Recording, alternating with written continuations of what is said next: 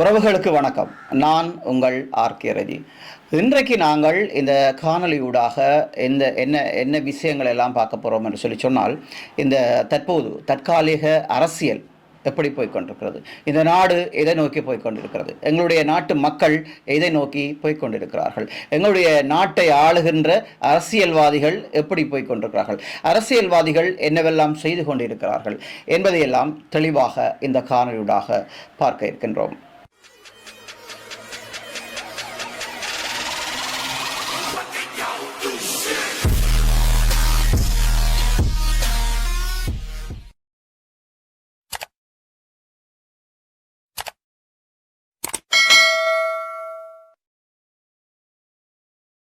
அதற்கு முன்பாக ரெஜிபிளாக் யூடியூப் சேனலுக்கு இதுதான் நீங்கள் முதல் தடவையாக இருந்தால் சப்ஸ்கிரைப் பண்ணுங்கள், லைக் பண்ணி ஷேர் பண்ணுங்கள். இந்த காணொளி உங்களுடைய உறவுகளுக்கும் இது பிரயோசனப்படமாக இருந்தால் நீங்கள் கண்டிப்பாக அவர்களுக்கும் இதை பகிர்ந்தளியுங்கள்.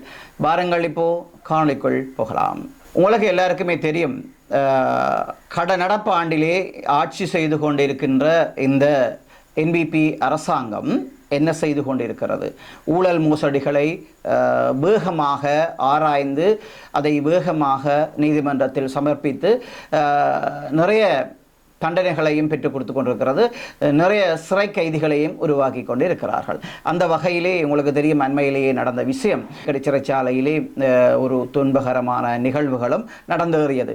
அந்த வகையிலே தான் நாங்கள் தமிழர் பிரதேசத்தை எடுத்துக்கொண்டுவோமானால் இந்த அரசியல்வாதிகளை மக்கள் எப்படி நம்புவது என்பது பெரியதொரு கேள்விக்குறியாக இருந்து கொண்டிருக்கிறது. எங்களுடைய மக்கள் யாரை நம்புவது? உங்களுக்கு எல்லாருக்குமே தெரியும், 2009 ஆண்டுக்கு பிறகு எங்களுடைய யுத்தம் மௌனிக்கப்பட்டது என்று சொல்லி கூறப்படுகிறது. அந்த வகையிலே யுத்தம் மௌனிக்கப்பட்டதுக்கு பிறகு தமிழர்களுக்குரிய தலைமையை தேடி தமிழ் மக்கள் உலகெங்கும் தேடிக்கொண்டிருக்கிறார்கள் என்றுதான் கூற வேண்டும். எங்களுக்கு ஒரு நல்ல தலைவன், எங்களுக்கு ஒரு நல்ல வழிகாட்டி வருவானா என்று கேட்டால் தமிழ் மக்கள் மத்தியிலே கேள்விக்குறியாக இருக்கிறது. உங்களுக்கு தெரியும், எங்களுடைய அரசியல்வாதிகள் சமீபத்திலே கிளிநொச்சி டிசிசி மீட்டிங்கிலே பாரதூரமான ஒரு பிரளியம் ஒன்று நடந்தது. உங்களுக்கு எல்லாருக்குமே தெரியும், கௌரவ பாராளுமன்ற உறுப்பினர் அர்ஜுனா ராமநாதனை சபையை விட்டு போகும்படி கௌரவ அமைச்சர் அவர்கள் கூறியிருந்தார். அதை அன்று ஒரு பாரதூரமான சலசலப்பெல்லாம் நடந்து கொண்டிருந்தது. ஆனால் அந்த யார் பக்கம் பிழை என்ற பெரிய ஒரு கேள்வி எழுந்திருந்தது. உண்மையிலேயே என்னதானாக இருந்தாலும் ஒரு பாராளுமன்ற உறுப்பினரை வெளியே போ என்று சொல்வதற்கு அங்கே ஒருவருக்கும் அதிகாரம் இல்லை என்று கூறப்படுகிறது. அதே போலத்தான் அதே சொல்லத்தான் இன்று பாராளுமன்றத்திலேயே கௌரவ பாராளுமன்ற உறுப்பினர் சாணக்கியன் ராசமாணிக்கம் அவர்கள் இன்று அவருடைய நேரத்திலே கூறியிருந்தார், அர்ஜுனா ராமநாதனை வெளியிலே போக சொல்லுவதற்கு அமைச்சருக்கு எந்த அதிகாரமும் இல்லை. ஏன் அவரை வெளியிலே போக சொல்லுவான்? மக்கள் பிரதிநிதி, அதாவது பாராளுமன்றத்துக்கு மக்கள் பிரதிநிதியாக கொண்டு செல்லப்பட்டவரை அவர் அந்த இடத்திலிருந்து வெளியே போக சொல்லுவது அதாவது சட்டத்திலே முரணாத இடத்திலே இருக்கிறது. தயவுசெய்து ஏன் அவரை அப்படி செய்வான் என்று சொல்லி அந்த இடத்திலே கேள்வியை கேட்டிருந்தார். அதற்கு கௌரவ பாராளுமன்ற உறுப்பினர் அர்ஜுனா ராமநாதனும் அந்த இடத்திலே ஒழும்பி அவருக்கு நன்றி சொல்லியதையும் நாங்கள் காணக்கூடியதாக இருந்தது.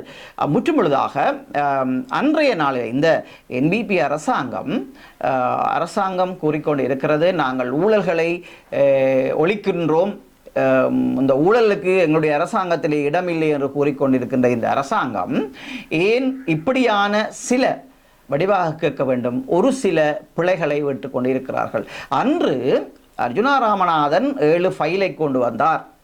அந்த ஃபைலிலே என்ன இருக்கின்றது, அல்லது அதை கௌரவ அமைச்சர் அவர்கள் அதை வாங்கி படித்திருக்கலாம். அர்ஜுனா அவர்கள் நீங்கள் கேட்டு தரவில்லையா என்றதை அதை நீங்கள் நேரடியாக ஊடகங்களுக்கு தெரியப்படுத்தி இருக்கலாம். ஆனால் அந்த இடத்திலே அந்த ஃபைலை நீங்கள் கேட்டதுக்குரிய எந்த ஆதாரமும் அந்த காணொளிகளிலே வரவில்லை.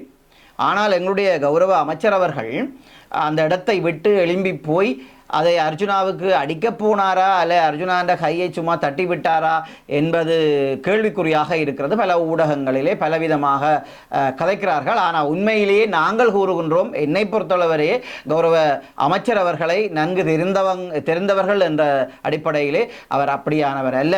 அவர் ஒரு சண்டித்தனவாதியும் அல்ல. அவர் ஏதோ ஒரு அதாவது மக்களையும் அடக்க வேண்டும், கௌரவ பாராளுமன்ற உறுப்பினரையும் அடக்க வேண்டும் என்ற ஒரு நிர்பந்தம் அந்த நேரத்திலே அவருக்கு இருந்திருக்கலாம். அந்த வகையிலே அவர் ஒழும்பி போய் அந்த உரத்த தொனியிலே அவரை அமைதியாக இருக்கும்படி கூற முனைந்திருக்கலாம். ஆனால் அவர் வெளியிலே போ என்று அதை உரத்தமாக சத்தமாக கூறியிருக்கிறார். அது மக்கள் மத்தியில் ஒரு விசனத்தை ஏற்பட்டு இருக்கிறது. அதற்கான விசாரணைகளும் முன்னெடுப்பதாக கௌரவ பாராளுமன்ற உறுப்பினர் அர்ஜுனா ராமநாதன் கூறியதை நாங்கள் கேட்கக்கூடியதாக இருந்தது. தற்போது மக்கள் தேடிக்கொண்டிருக்கிற தலைவர்கள் யார்? நீங்கள், அதாவது கிட்டத்தட்ட அர்ஜுனா ராமநாதன் அவர்களுக்கு 27,000 ஓட்டுக்களை எங்களுடைய மக்கள், சாவகச்சேரி மக்கள் உட்பட எங்களுடைய மக்கள் எல்லோரும் போட்டிருக்கிறார்கள். ஆனால் மக்கள் உங்களை ஒரு நம்பி, எங்களுடைய பிரதிநிதிகள் என்று சொல்லி நம்பி, எங்களுடைய குறைகளை தீர்க்கும் ஒரு சக்தியாகத்தான் உங்களை பாராளுமன்றத்துக்குள் அனுப்பியிருக்கிறார்கள். அப்படி அனுப்புகின்ற போது நீங்கள் ஒவ்வொரு டிசிசி மீட்டிங்களையும் பிரச்சனைகளோடு தான் அந்த டிசிசி மீட்டிங்குகள் முடிவடைகின்றன. ஆனபடியாலே மக்கள் மத்தியிலே, காலப்போக்கிலே மக்கள் மத்தியிலே உங்களில் இருக்கின்ற இந்த மக்களுடைய நம்பிக்கை அவநம்பிக்கையாக மாறுறதுக்கு வாய்ப்பு இருக்கின்றது. உங்களுக்கு எல்லாருக்குமே வடிவாக தெரியும், சமீபத்திலே 2-3 நாளைக்கு முதல் இப்போ இதுக்குரிய ஆயத்தங்கள் பல பெரிய எங்களுடைய பழம்பெரும் அரசியல்வாதிகள் மாகாண சபை ஆயத்தங்களை செய்து கொண்டிருக்கிறார்கள் இல்லையா? பல அரசியல் கூட்டங்கள், சந்திப்புகள், ஊடக சந்திப்புகள் எல்லாரும் சந்தித்துக் கொண்டிருக்கிறார்கள். ஏனென்று சொன்னால் வடமாகாண சபை வரவிருக்கின்றது. அந்த வகையிலே நீங்கள் வடமாகாண சபை தேர்தல் ஒன்று வர இருக்கின்ற காலப்பகுதியிலே இப்படியான குளறுபடிகளை விடுவது மக்கள் மத்தியிலே ஒரு கசப்புத்தன்மையை உண்டுபடும். அது ஒரு புறம் இருக்க, உங்களுக்கு தெரியும், நேற்று ஒருவர், நான் நினைக்கிறேன் அவர் பிரான்ஸில் இருக்கிறார் போல இருக்கிறது, அந்த கந்தையா பாஸ்கரன் என்பவர் ஒரு கூறியிருக்கிறார், அர்ஜுனா ராமநாதனும் சுமத்திரனும் முதலமைச்சர் வேட்பாளராக வரக்கூடாது, வந்தால் நான் இருக்கலாம் தானே என்ற ஒரு கேள்வி குனி அவருக்குள்ளே எழுகிறது. அவர் வெளியிலே கூறவில்லை, கேள்விக்குறி என்று எழுகிறது. ஆனால் இதுக்கு முதல் நாள் இதில் நீங்கள் எங்களுடைய உறவுகள் இதை பார்வையிட்டீர்களோ தெரியவில்லை. அது எந்த நாட்டிலே அந்த நிகழ்வு இடம்பெற்றதாக எனக்கு தெரியவில்லை. அந்த நிகழ்விலேயே எங்களுடைய முன்னாள் போராளி ஒருவர், அதாவது நான் நினைக்கிறேன் விஐபிக்களுக்கு என்று சொல்லி அந்த இடத்திலே சிவத்த கம்பளம் விரிக்கப்பட்டிருக்கின்றது. எங்களுடைய இந்த யுத்த காலங்களிலேயே விழுப்புணடைந்த எங்களுடைய முன்னாள் போராளி ஒருவர் அவருக்கு அதாவது கிளஜஸோடே நிற்கிறார். அந்த இடத்துல நாங்கள் பார்க்கக்கூடியதாக இருக்குது. நாங்கள் புகைப்படத்தையோ அல்லது வீடியோவை தான் நாங்கள் பார்த்திருந்தோம். அவர் அந்த சிவத்த கம்பளத்தை தவிர்த்து அவர் நிலத்திலே நிற்பதை நாங்கள் காணக்கூடியதாக இருக்கிறது. எங்களுக்கு விளங்கவில்லை, எங்களுடைய போராட்டத்திலே பங்கு கொண்ட போராளிகள் எங்கே இருக்கிறார்கள், நீங்கள் எங்கே நிற்கிறீர்கள், இந்த ரீட்டா பாஸ்கரன் அவர்கள் எங்கே இருக்கிறார்? அந்த ரீட்டா பாஸ்கரனுக்கு அவ்வளவுக்குரிய விஐபிக்குரிய மரியாதை ஏன் வழங்கப்பட்டது? அந்த நிகழ்வு எந்த நிகழ்வு? உண்மையிலேயே அந்த பாஸ்கரன் அவர்களுக்கு அவருடைய தொழில் சார்ந்து அல்லது அவருடைய ஐபிசி நிறுவனம் சார்ந்து அல்லது அவருடைய வேறு ஊடக நிறுவனங்கள் சார்ந்து அவருக்கு மரியாதை வழங்கப்படலாம். அவரை நாங்கள் தங்கத்தேரிலே தூக்கி செல்லலாம். அது அவருடைய தனிப்பட்ட பிரச்சனையாக இருந்தது. ஆனால் ஒரு விடுதலை போராட்டம் சம்பந்தமான நிகழ்ச்சியில் விடுதலை போராட்டத்தில் பங்கெடுத்தவர்களுக்கு முன்மரியாதை கொடுக்க வேண்டிய கடமை அங்கிருக்கின்ற ஏற்பாட்டாளர்களுக்கு இருக்கிறது. இதை கவனத்தில் எடுத்துக் கொள்ளுங்கள். மற்றது முந்த நாள் முளைத்தவர்கள் என்று கூறப்பட்டு கொண்டு இருக்கின்ற சில அரசியல்வாதிகள், நீங்கள் நான் வந்தால் என்ன, சுமந்திரன் வந்தால் என்ன, அர்ஜுனா வந்தால் என்ன என்ற ஒரு அற்ப சொற்பமான எண்ணங்களை கொண்டு தமிழ் மக்களை நீங்கள் தொடர்ச்சியாக ஏமாற்றலாம் அல்லது புலி அரசியல் பேசி இந்த வாக்கு வங்கிகளை, உங்களுடைய வாக்கு வங்கிகளை நிரப்பலாம் என்று கூறிக்கொண்டிருக்கிறீர்கள். அப்படி ஒரு சந்தர்ப்பங்கள் கட்டிக்கொண்டிருக்கிறீர்கள். இனியும் தமிழ் மக்கள் மத்தியிலே உங்களுடைய குறிப்பிட்டு சொல்ல போனால் இந்த புலி அரசியல்களை விட்டுவிட்டு மக்களுக்கான எங்களுடைய காலங்கள் முடிவடைந்து விட்டன, உங்களுடைய காலங்கள் முடிவடைந்து விட்டன. இனி வருகின்ற எங்களுடைய பிள்ளைகளுடைய எதிர்காலத்தை சிந்தியுங்கள், எங்களுடைய பிள்ளைகளுடைய எதிர்காலத்தினுடைய படிப்புகளை சிந்தியுங்கள். அவர்களுடைய வேலை வாய்ப்புகளை மட்டும் சிந்தியுங்கள். அவர்களோடு சேர்ந்து நடப்பாண்டிலே இருக்கின்ற அரசாங்கங்களோடு சேர்ந்து ஒத்துழைத்து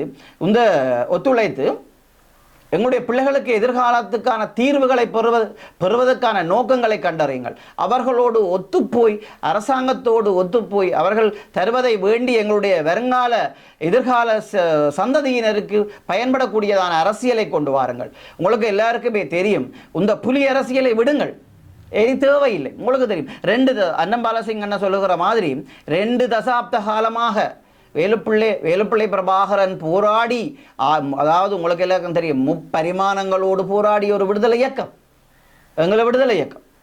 ஆனால் நாங்கள் முப்பரிமாணங்களோடும் கேட்டபோது இந்த தென்னிலங்கை அரசாங்கம் எங்களுக்கு எதுவுமே தரவில்லை. நாங்கள் இழப்பை தான் சந்தித்தோம், பாரதூரமான இழப்பை, உலகத்திலே யாரும் பார்க்க முடியாத இழப்புகளை சந்தித்தோம், அனுபவிக்கக்கூடிய கொடுமைகளை சந்தித்திருந்தோம் இந்த தமிழினம்.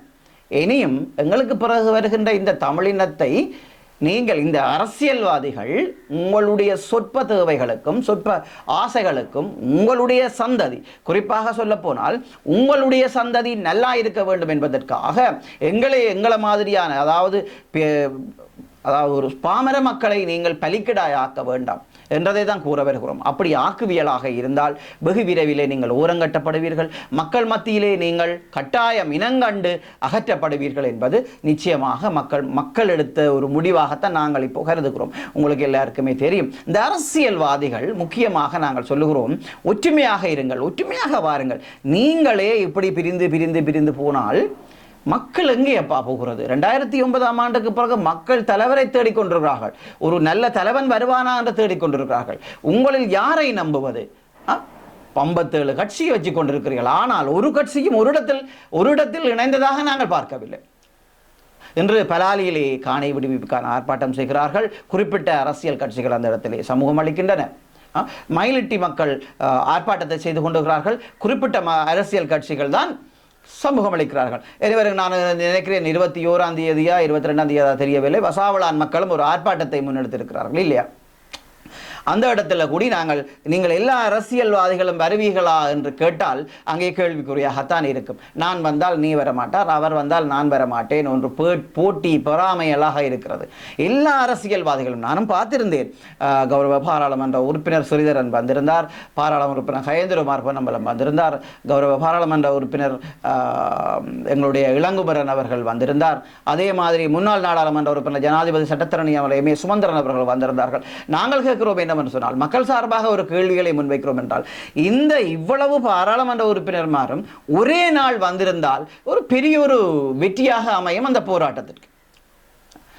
அதாவது எம் ஏ சுமந்திரன் அவர்கள் வரும்போது கயேந்திரகுமார் வரமாட்டார், கயேந்திரகுமார் வரும்போது ஸ்ரீதரன் வரமாட்டார், ஸ்ரீதரன் வரும்போது முன்னாள் பாராளுமன்ற உறுப்பினர் சுமந்திரன் வரமாட்டார். ஏன் அப்படி வரமாட்டீர்கள்? மக்களுக்கான பிரதிநிதிகள், எங்களுக்காகத்தான் உங்களை அனுப்பினார்கள் மக்கள். சண்டித்தன அரசியலை குறிப்பிட்ட அரசியல்வாதிகள் செய்து கொண்டிருக்கிறீர்கள். இந்த சண்டித்தன அரசியல் எல்லாத்தையும் விட்டுவிட்டு மக்களுக்கான அரசியலை நீங்கள் செய்ய வேண்டும். மக்களுக்கான நியாயங்களை அந்த அரசாங்கத்திடம் நீங்கள் வழங்க வேண்டும். எங்களுக்கு ஒரு நம்பிக்கை இருக்கிறது, மக்கள் மத்தியிலே ஒரு நம்பிக்கை இருக்கிறது. இந்த நடப்பாண்டிலே இருக்கின்ற அரசாங்கம் தமிழ் மக்களுக்கான ஒரு சிறிய அளவிலான ஒரு சாதகமான பதில்களை இந்த அரசாங்கம் கொடுக்கும் என்று தமிழ் மக்கள் விரும்புகிறார்கள் என்று நான் நினைக்கிறேன். என்றால் விரும்புகிறபடியாத்தான் 3 பாராளுமன்ற உறுப்பினர்களை எங்களிடத்திலிருந்து அனுப்பியிருக்கிறார்கள். இனிவருங்காலங்களிலே அதை தமிழ் மக்கள் முடிவெடுக்க வேண்டும் என்றதையும் இந்த நேரத்தில் கூறிக்கொண்டு இன்னும் ஒரு காணொலியூடாக உங்களை சந்திக்கும் வரை உங்களுடைய விடைபெறும் நான் உங்கள் ஆர்கே ரஜி.